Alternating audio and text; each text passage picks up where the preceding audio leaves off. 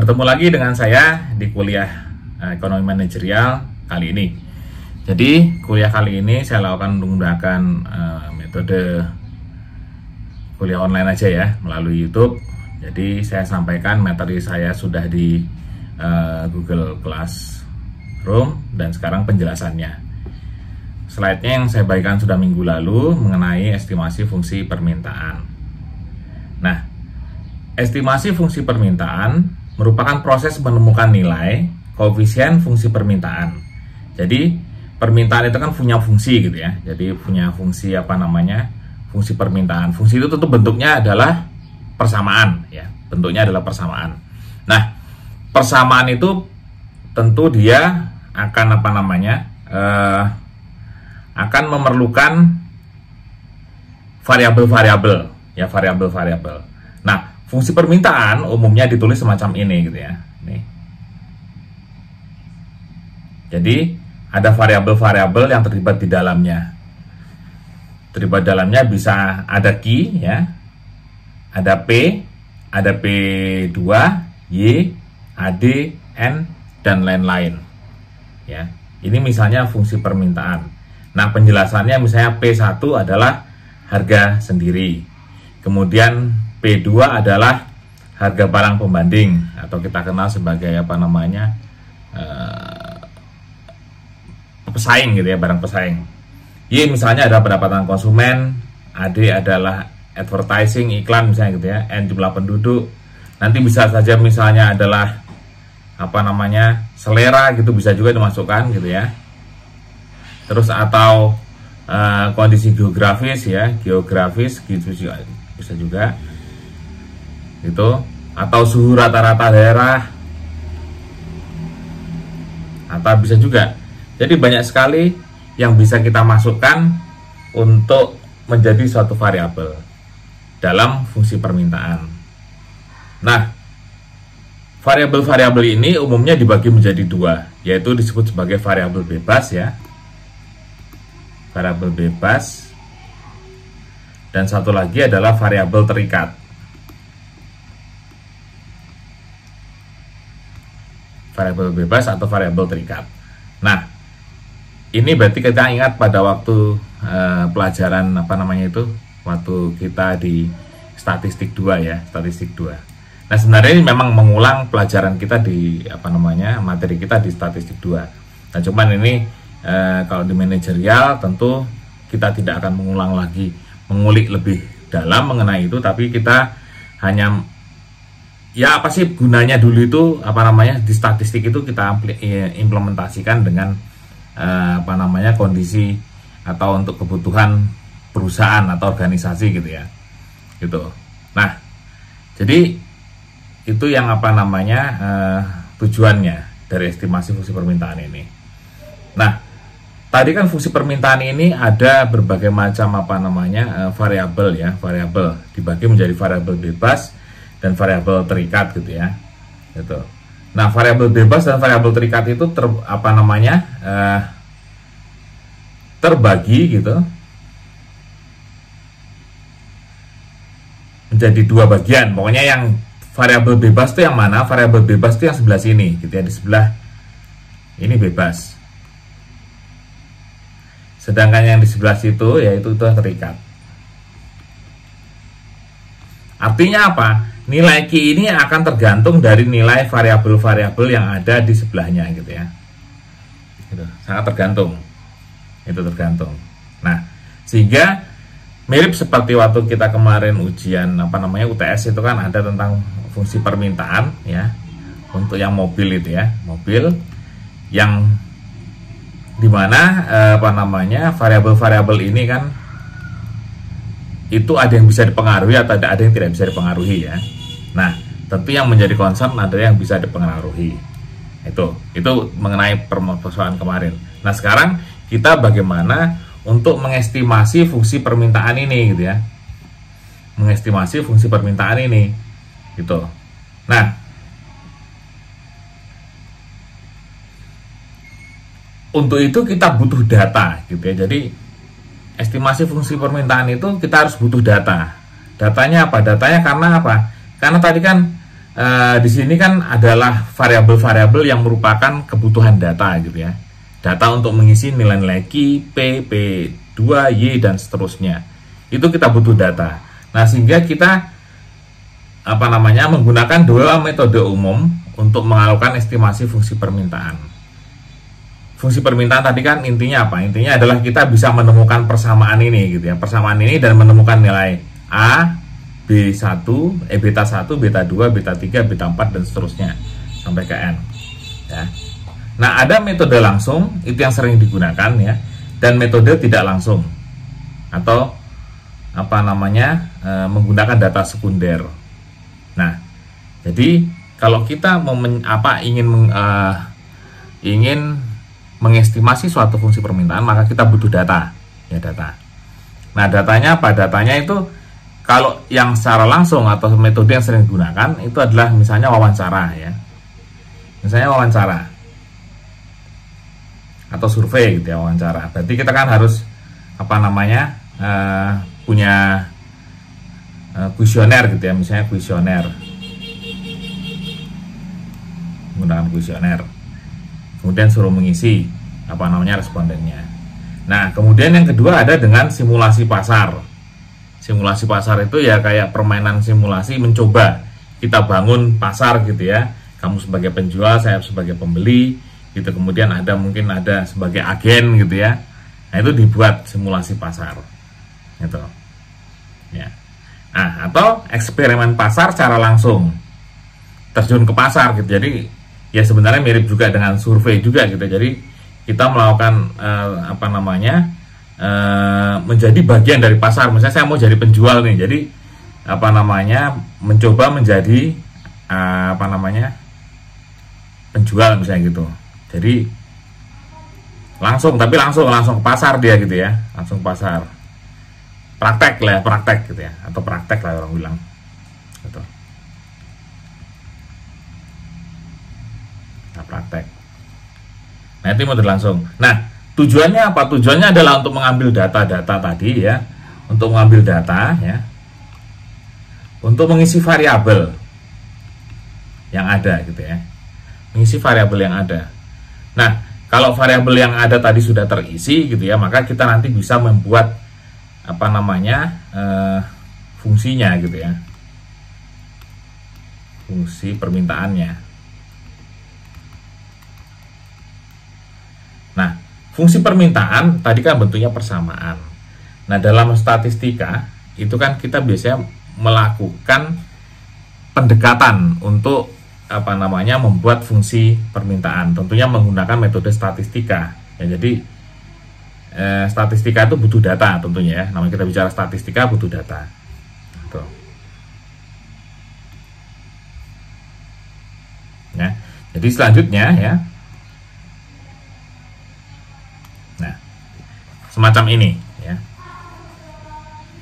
Kita menggunakan apa untuk membuat mengestimasi? Biasanya kita kenal dengan namanya analisis regresi ya. Nah, ini mengingatkan lagi pada saat kita di statistik 2 ada analisis regresi. Nah, regresi itu tentu mencari persamaan atau mencari model ya, atau mencari membuat model, dan model nanti akan ditentukan nilai-nilai koefisien regresinya ya kan gitu. Menentukannya dengan apa? Dengan data, tentunya dengan data. Nah, misalnya ini ya, ini ada ada suku tegak harga atau P ya, biasanya P, dan ini adalah Q gitu ya gitu. Nah, dari berbagai kombinasi maka disusunlah suatu fungsi permintaan, yaitu ini. Nah, menentukan Q sama dengan alfa tambah BP ini kan, ini menggunakan analisis regresi. Nah, kalau ini berarti dia hanya ada satu, ada dua gitu ya. Satu bebas dan satu terikat, berarti ini sederhana. Ya, jadi kalau hanya Q dan P atau X, Y dan X cuma satu gitu, berarti itu sederhana gitu ya. Tapi kalau sudah seperti yang pada saat di awal tadi ya, pada saat di awal tadi yang ini tadi ya. Nah ini berganda sebenarnya. Kalau yang ini sudah berganda, ya berganda. Sedangkan yang apa tadi, yang ini sebenarnya sederhana, ya regresi sederhana. Gitu. Ini regresi sederhana aja. Ya. Gitu. Nah, jadi apa namanya? Q sama dengan alfa plus beta adalah garis regresi. Salah satu cara untuk mengestimasinya menggunakan metode ordinary least square atau OLS. Nah, metode ini adalah metode yang paling lazim digunakan ya, banyak digunakan, dan juga ini paling umum dan dianggap paling mudah, paling mudah. Nah, caranya bagaimana? Yaitu jadi begini. Jadi tadi fungsi Q ya, Q itu biasanya kan kuantitas barang, karena ini permintaan mas, berarti kuantitas barang yang diminta gitu ya. Ada juga kuantitas barang yang dijual, bisa saja.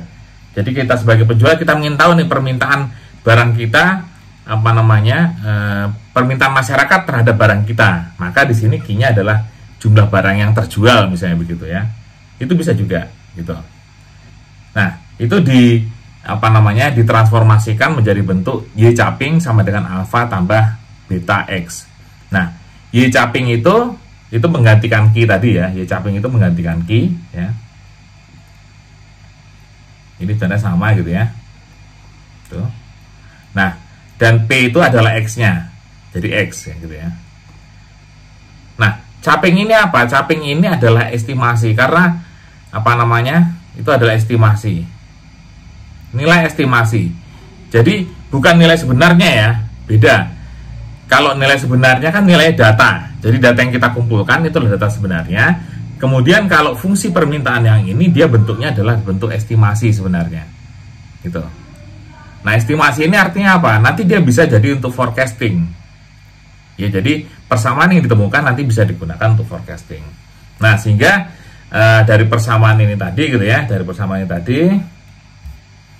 itu Y-nya dipindah ke sebelah gitu ya. Jadi alfanya maju ke depan gitu, sama dengan Y caping sama dengan beta X. Nah, kemudian untuk mencari B-nya, rumusnya betanya adalah ini rumusnya gitu ya. Gitu. Kemudian atau beta ada juga rumusnya begini. Gitu. Ya. Nah, nilai alfa dan beta diperoleh dengan meminimumkan jumlah dari penyimpangan kuadrat. Nah, karena tadi OLS ya, ordinary least square. Ya, jadi metode kuadrat terkecil. Ya, jadi mencari penyimpangan kuadrat yang terkecil. E itu error, ya. E itu di sini error. Error itu apa sih? Error itu adalah selisih antara nilai asli, nilai data aslinya dengan nilai estimasinya, gitu ya. Gitu. Jadi misalnya ini tadi ya, ini ya. Di apa namanya, pada kurva yang ini tadi ya. Nah, ini ada titik-titik ini. Titik-titik ini adalah titik-titik nilai aslinya, ya, nilai asli, gitu. Ini nilai asli, ya, nilai asli. Nah, sedangkan estimasinya mana? Berarti ini ditarik garis lurus. Nah, ini adalah estimasinya. Ya, jadi yang ini adalah Y-nya, yang ini adalah Y capingnya, gitu. Nah, harapannya tadi, error tadi ya, sigma error kuadratnya itu adalah terkecil, bahkan harusnya 0 harapannya. Jadi kan gitu. Jadi selisih antara data asli dengan data apa namanya, data estimasinya itu harus kecil, Itu menunjukkan apa? Berarti seperti mirip kita bicara kemarin ada standar deviasi. Kan? Sebenarnya mirip-mirip semacam itulah prinsipnya ya, gitu. Nah, sehingga artinya apa? Estimasi kita itu tidak jauh dari kenyataan, gitu ya, gitu. Ya. Nah, selanjutnya ya, tadi ini rumusnya sudah ketemu, gitu ya. Rumusnya bisa apa namanya, Anda masukkan tadi ya, bahwa error ini apa namanya, harus mencari yang terkecil, ya. Y caping tadi kan alfa. Y caping tadi kan alfa plus beta. Kalau dijadikan negatif jadi begini nanti apa bentuknya. Y sama error sama dengan Y dikurangi Y caping sama dengan Y kurangi alfa min beta X. Nah, kemudian asumsi analisis regresi ya dengan metode apa namanya? Metode OLS itu kesalahan mempunyai distribusi normal. Nah, jadi kita ingat distribusi normal di statistik 2 ya. Ya bentuknya seperti apa namanya? Lonceng, ya lonceng. Nah, kemudian rata-rata itu rata-rata minnya 0. Ini mirip tadi dengan yang error tadi ya, sama dengan 0 gitu ya. Mempunyai varian tetap untuk semua nilai X, mempunyai nilai pada suatu periode yang tidak berhubungan dengan nilai pada periode lain. Ini ingat, kalau suatu periode dengan periode lain yang saling terkait itu ada autokorelasi ya, autokorelasi namanya, berkaitan antar waktu ya. Jadi data sekarang dipengaruhi oleh data sebelumnya, itu kita kenal sebagai autokorelasi itu ya. Gitu. Makanya waktu di statistik kan ada uji asumsi klasik, yaitu termasuk uji normalitas ya, heteroskedastisitas, autokorelasi, dan uji satu lagi ya, 3 itu rata-rata yang digunakan sebagai uji asumsi klasik ya. Agar tujuannya apa? BLUE kan gitu ya, ingat ya, BLUE, Based Linear Unbiased Estimators itu. Nah, garis regresi dapat kita gunakan untuk forecasting dengan syarat tadi apa? Asumsinya terpenuhi. Asumsinya terpenuhi. Kalau asumsinya terpenuhi, maka dia dianggap persamaan permintaannya bagus, sehingga bisa digunakan sebagai estimator yang baik gitu ya. Oke, selanjutnya ini ya, misalnya ini kan contoh aja.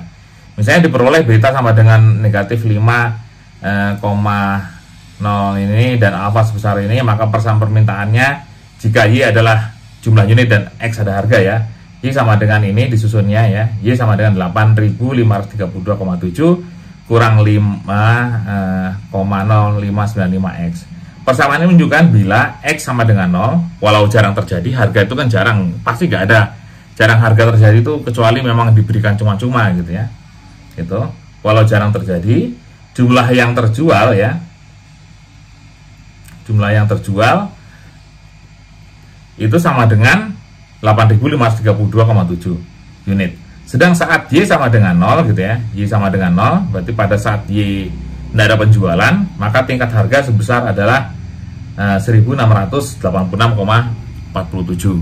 Nah, ini tinggal dimasukkan aja. Kalau X-nya 0 berarti X ini masukkan ke dimasukkan ke atas gitu ya, ke persamaannya. Ya, 0 ini masukkan ke sini gitu. Atau Y sama dengan 0 masukkan ke sini. Y sama dengan 0 berarti nanti X-nya bisa ketemu. Kalau X sama dengan 0 nanti yang bisa ketemu tadi senilai 8.532 dan 1.687. Nah, misal pada saat harga sama dengan 100, maka volume penjualan akan menjadi ya ini 100-nya tinggal masukkan aja ke sini gitu ya. Jadi 5,0595 dikalikan 100 berarti kan 500 berapa? Berarti tinggal 8.000 kurang 500 berapa tadi ya, ketemulah 8.027 ya. Dan bila harga sama dengan 500, berarti kalau 500-nya dimasukkan lagi ke situ ya, itu ke X-nya, maka penjualannya menjadi 6.003 unit.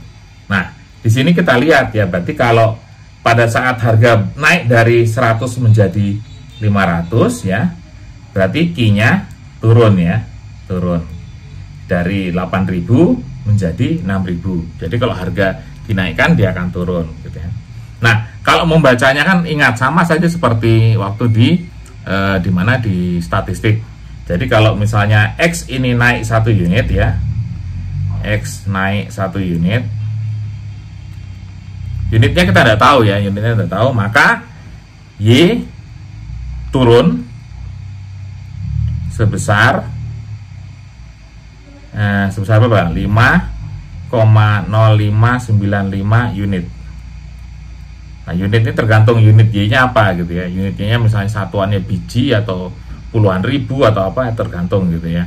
Itu unitnya gitu. Nah, X ini naik 1 unit, unitnya tergantung X, itu bisa rupiah gitu ya, bisa puluhan ribu rupiah, bisa jutaan, bisa gitu. Nah, ini ya, jadi membacanya saya rasa ini hanya kita refreshing untuk di statistik dulu gitu ya, waktu saat statistik gitu.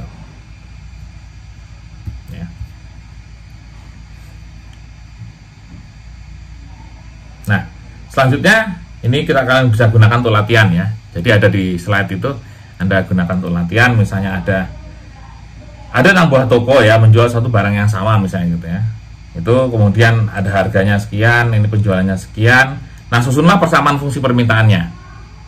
Anda minta susun persamaannya. Kemudian biasanya kalau udah semacam ini dibarengi dengan gambar kan ya, diminta gambarnya gitu. Nah, Anda itu coba latihan aja di rumah gitu ya, karena menggunakan rumus mana? Menggunakannya rumus ini kan gitu ya nanti ya. Gitu. Atau ingat, kalian kan pernah belajar SPSS sebenarnya, SPSS. Nah, SPSS sangat membantu untuk melakukan kegiatan melakukan estimasi fungsi. Ya, estimasi fungsi bisa. Jadi yang dibutuhkan adalah X dan Y-nya gitu ya, X dan Y-nya, kemudian dimasukkan nilai ini semua gitu ya, maka kalian nanti akan bisa menemukan persamaannya dan juga sampai gambarnya tuh ya, gambarnya gitu. Nah, kalau saya hitung ya, saya menggunakan semacam Excel gitu ya, ya beginilah kira-kira. Jadi fungsinya begini, fungsi permintaannya adalah ini gitu ya, itu. Cuman dia berbentuknya beda ya. Jadi ini harus terjemahkan menjadi Y sama dengan 8,5325 dikurang kurang 5,0595 X.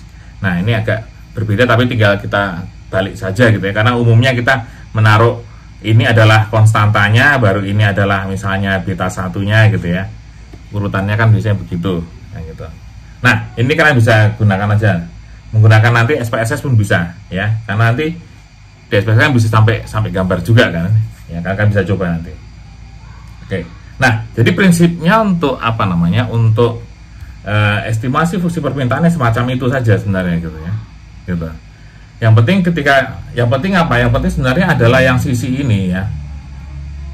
Kita itu kalau dalam mengelola itu memang harus sisi ini yang kita metodenya. Biasanya pengumpulan datanya itu yang kita pentingkan gitu ya. Baik survei, simulasi pasar maupun eksperimen. Nah, kalau data ini betul, maka nanti biasanya penyusunan untuk fungsinya itu juga akan betul.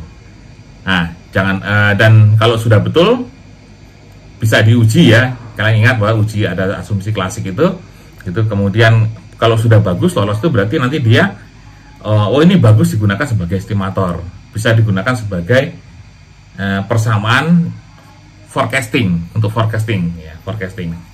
Ini mirip lagi, forecasting itu mirip seperti tren gitu ya, tren. Ya, mulai di statistik 1 kan ada kita bicara mengenai tren ya, semacam itu. Oke, saya rasa ini ya kuliah online kita untuk materi di minggu ini ya. Jadi kalian bisa ulang-ulang, lihat lagi buku statistiknya untuk misalnya untuk memahirkan, dan buka lagi SPSS-nya untuk Anda bisa memahirkan memahirkan kembali pengetahuan Anda mengenai regresi ya, regresi.